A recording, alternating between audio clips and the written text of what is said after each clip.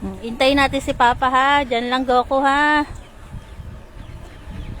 Ayan po, ngayong araw ay papunta kami sa Hamir Veterinary Clinic para po ipa-check up si Barako kung kamusta na po yung kanyang platelet. Kung mababa pa po ba o normal na. Tapos po, si Goku po ipapa-check up din namin kasi bigla po siyang tumamlay. Tapos yung paa niya na isa, ayan po kung makita niyo yung paa niya nakaangat. Bigla po kasi siyang tumamlay. Kaya po papa-check up namin si Goku kung bakit na namimila yung kanyang paa. O, diyan ka lang. Hintayin natin si Papa. Kasi umahabol po si na Clear. Kaya bumalik si Papa Perna nila sa bahay. Ayan. Nandito po kami sa aming labas. Ayan.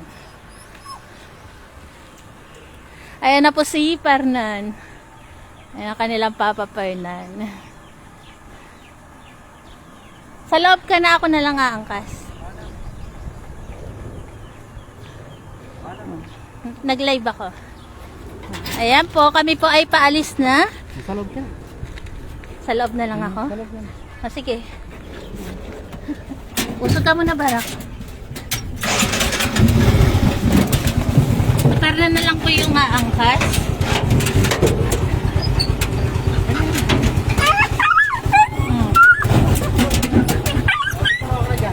Hindi na. Sige na, ako na. Sige na. Akala niya may iwan ka. Dito lang ako, dito lang ako. Akala niya may iwan ng papa niya, oh.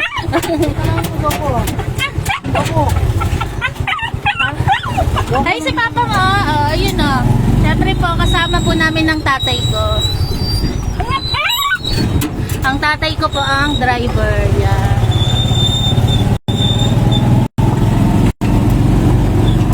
Tanggalin mo na natin yung tali nyo. Barakali ka, tanggalin mo yung tali mo.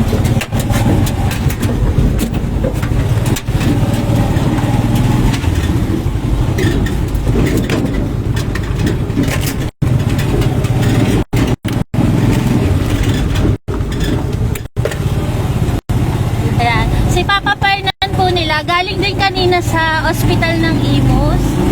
Siya po ay nagpa-booster ng anti-rabies niya. Dahil kahapon po, nakalmot din si Fernan ng pusa. Kaya po siya ay nagpa-anti-rabies ulit. Para safe po siya kasi nakalmot na naman po siya ng pusa sa pagpapakain niya. At ngayon po si Barako naman po kasi balak po namin ipa-anti-rabies ulit si Barako kasi nag-expire na nung February. Bago po namin siya ipa-anti-rabies, tatanong po muna namin sa vet kung pwede na si Barako kasi di ba nga po mababa yung kanyang platelet. Ayan. Kaya po dadali namin siya sa vet.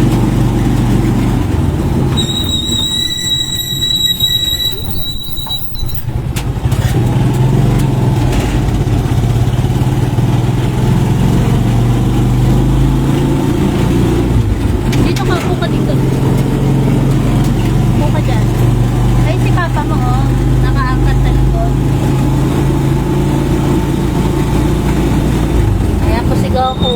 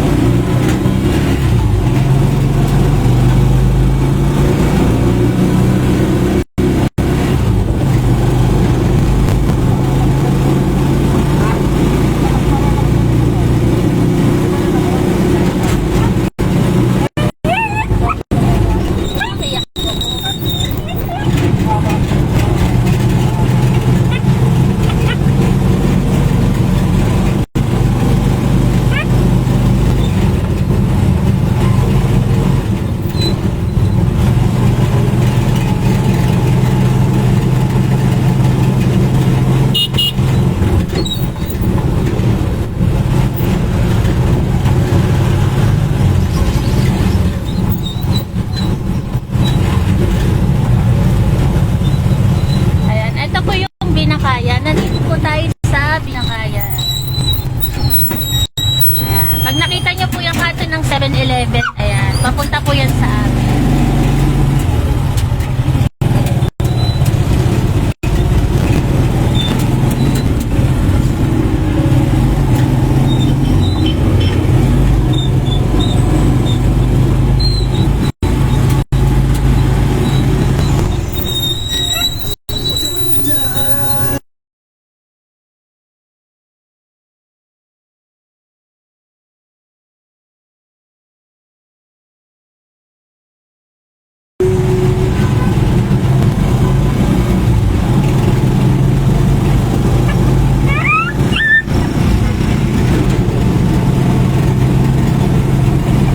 Alam ni Goku, papunta siya sa bed.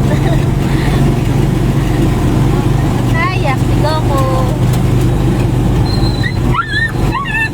Pupunta sa bed si Goku.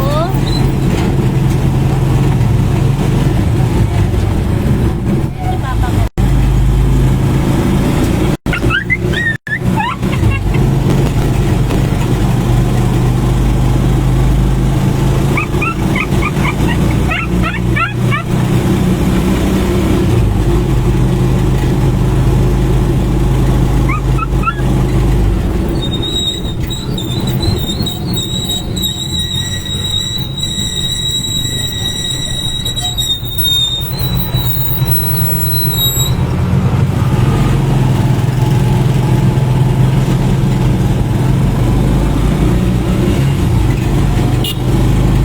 Dito pala may ABC na bikes, oh.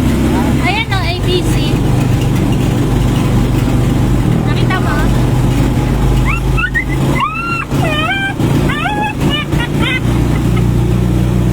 Ayan po yung hospital ng Binakayan. Ayan, hospital ng Binakayan. Tapos ayan ang Sea Oil.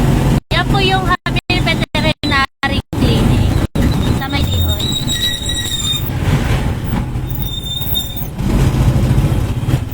Sobrang init. Ayan, mukhang kukonti yung pasyente kasi kukonti yung mga nakapila.